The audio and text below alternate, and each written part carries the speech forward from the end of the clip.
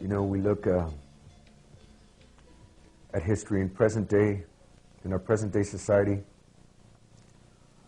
It is many times that the past is made to seem irrelevant to the present, as though it has no purpose in the present.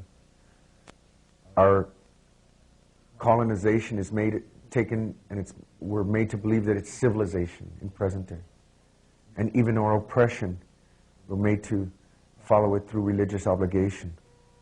And I know that might be confusing to some people, but what I'm saying is that of all the events of where we find ourselves in the present, of the conditions in which we find ourselves in the present, all lie in what's happened historically.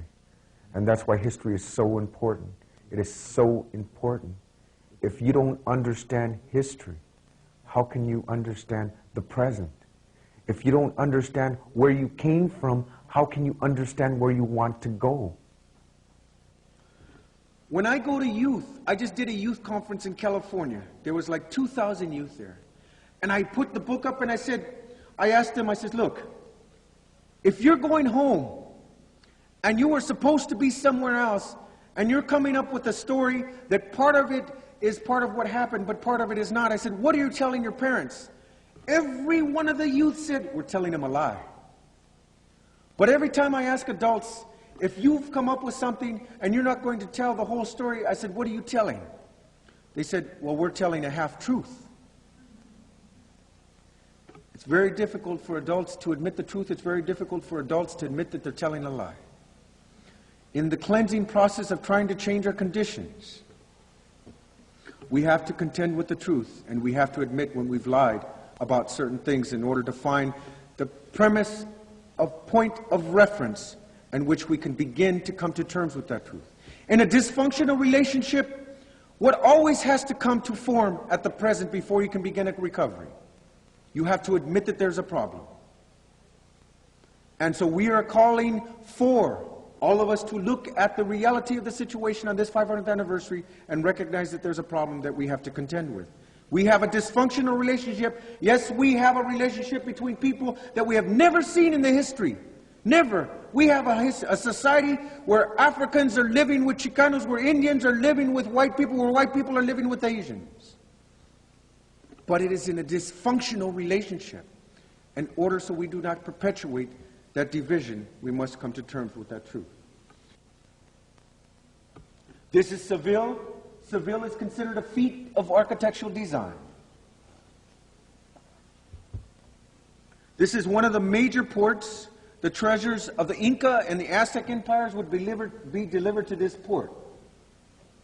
What's happening in Seville, in Spain, in Europe at this time, Eastern Orthodox Christendom is coming together with the West. The Vatican is solidifying its power. It's calling for the conversion of Jews and Moors to convert to Christianity or they'll be expelled.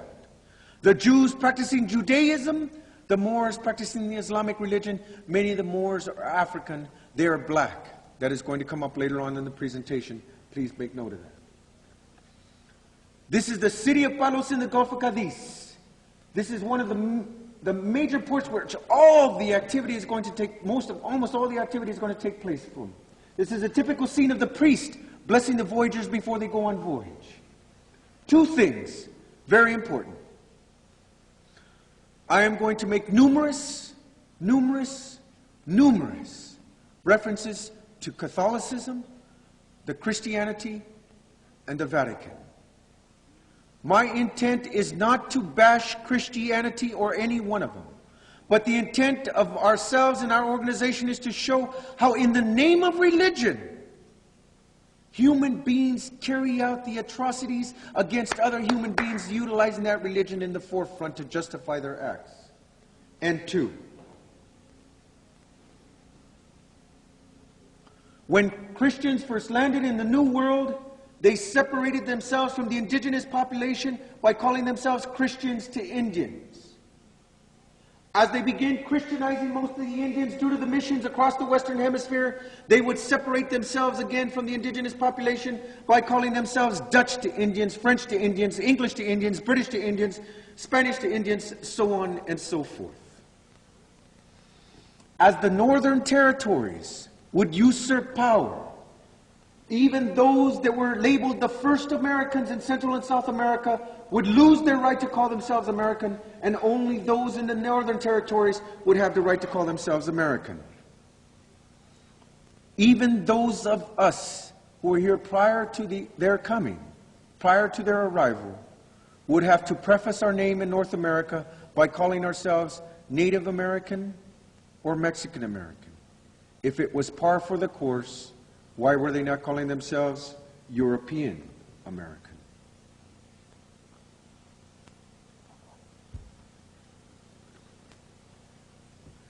He falls on his knees.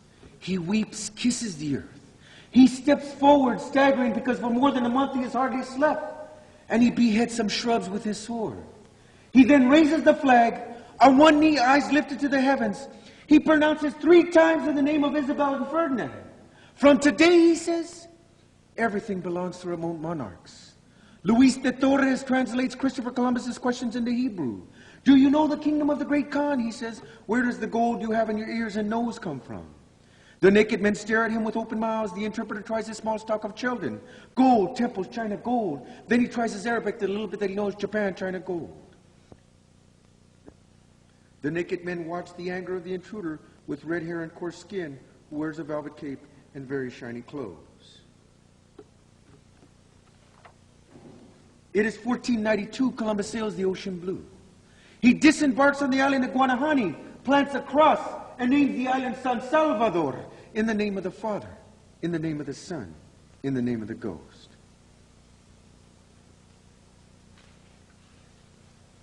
It is 1492. Columbus says, they brought us parrots and balls of cotton, and spears and many other things, which they exchanged for glass beads and hawkbells. They willingly traded everything they owned. They were well built with good bodies and handsome features.